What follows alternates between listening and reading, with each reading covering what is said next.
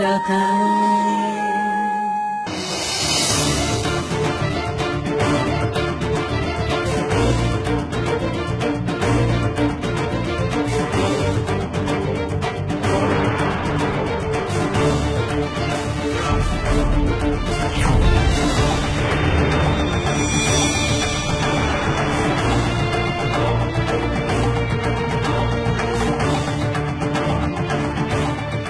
কাজলি, এই কাজলি, এদিকে আয়, এদিকে আয়।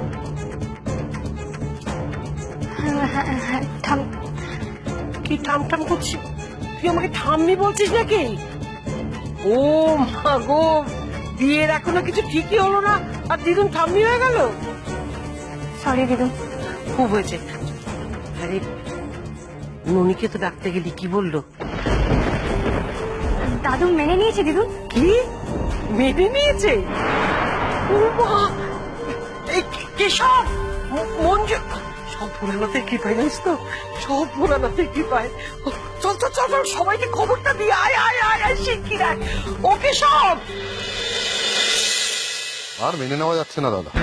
ওই দাসের ছেলে কেশব সে নাকি বোসদের মেয়েকে বিয়ে করছে। শুনেছি। ছি, ছি, ছি। সবকিছুর পেছনে রয়েছে আমার সুপুত্র সৌমদীপ। এসব আটকাও সন্দীপ, দেখো ওর জন্য অনেক অপমানিত হয়েছি, সমাজে নাক কাটা গেছে। হ্যাঁ দাদা, আর এইসব কাজকর্মের প্রভাব শুধু ঘরে নয়, বাইরেও এর খারাপ প্রভাব পড়ছে। শুনছেন, খাবার তৈরি হয়ে গেছে, খেয়ে নি। রুচি নেই, তোমার ছেলের কাজকর্মের জন্য পেটে আর খিদে নেই, পেট ভরে গেছে। আর তাছাড়া খাওয়ার জন্য বাড়িতে আসিনি, অফিসের কাজে এসেছি। সন্দীপ, বড় ফাইলটা নিয়ে নাও। হ্যাঁ দাদা। সমু কি করেছে? কি করেছে? তোমার ছেলের গুণের কথা আর কি বলবো। আগেই বলেছিলাম সামলাও, বড্ড বাড়াবাড়ি করছে, শোনোনি। মমতার ফল এখন বোঝো।